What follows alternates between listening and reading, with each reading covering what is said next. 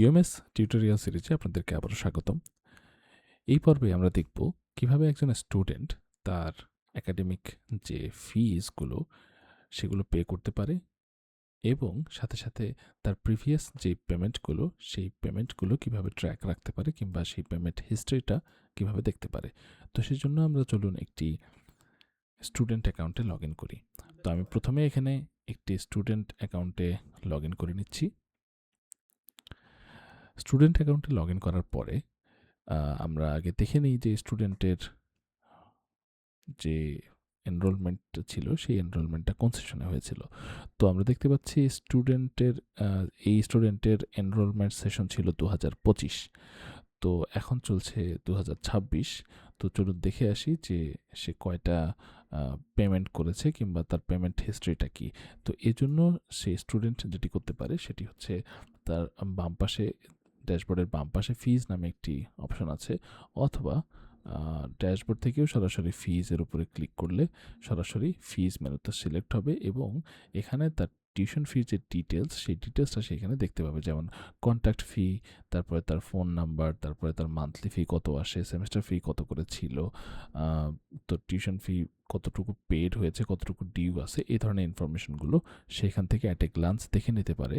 এবং একটু নিচে স্ক্রল করলে ট্রানজ্যাকশন নাম্বার, ভাউচার নাম্বার, তারপরে হচ্ছে কোথা থেকে পে করেছে, কোন মিডিয়ামে পে করেছে, এগুলো সব ইনফরমেশন, তার পেমেন্টের ইনফরমেশন, সে প্রতিষ্ঠানে ক টাকা দিয়েছে, কোন মাধ্যমে দিয়েছে, সেই জিনিসগুলো ট্র্যাকিং এখানে চলে আসে।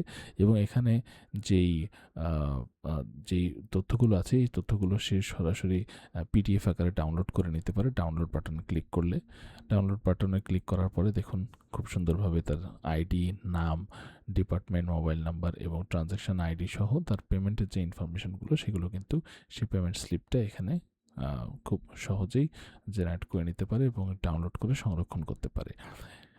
এবার দেখব যে কীভাবে টিউশন ফি পে করতে হয়। তো টিউশন ফি পে করার জন্য যে স্টুডেন্টের যে ফিজ মেনুটি আছে, ফিচারটি আছে, এখানে ব্রাউজ করলে একটু নিচে স্ক্রল করলে দেখতে পাবে পে অনলাইন অ্যান্ড কমপ্লিট ফি। এই বাটনটিতে ক্লিক করলে সরাসরি তাকে নিয়ে যাবে, সরাসরি তাকে একটা পপ আপ দেখাবে আসলে যে সে কত টাকা পে করতে চায়। তো ফর এক্সাম্পল আমরা এখানে এখন 10,000 টাকা দিচ্ছি। 10,000 টাকা অনলাইন পেমেন্টের জন্য 10,000 টাকা দিয়ে কন্টিনিউ বাটনে প্রেস করলাম। তারপর একটি কনফার্মেশন চাবে যে আপনি কি আসলে 10,000 টাকা পেমেন্ট করতে চান নাকি না। যদি না চান তাহলে ক্যান্সেল করে দিতে পারেন। তো আমরা দিই, এবার 5,000 টাকা দিই, যে আমরা ভুল করে 10,000 টাকা টাইপ করে ফেলেছিলাম কিন্তু অ্যাকচুয়ালি আমরা 5,000 টাকা দিতে চাই। তো এবার আমরা 5,000 টাকা লিখে দিচ্ছি। 5,000 টাকা লিখে আমরা কন্টিনিউ দিচ্ছি এবং এবার আমরা কমপ্লাই করছি যে হ্যাঁ, এটি আমরা পে করতে চাই, 5,000 টাকা পে করতে চাই এবং পে অ্যান্ড কমপ্লিট ফি এই বাটনে ক্লিক করব। এই বাটনে ক্লিক করলে আমাদেরকে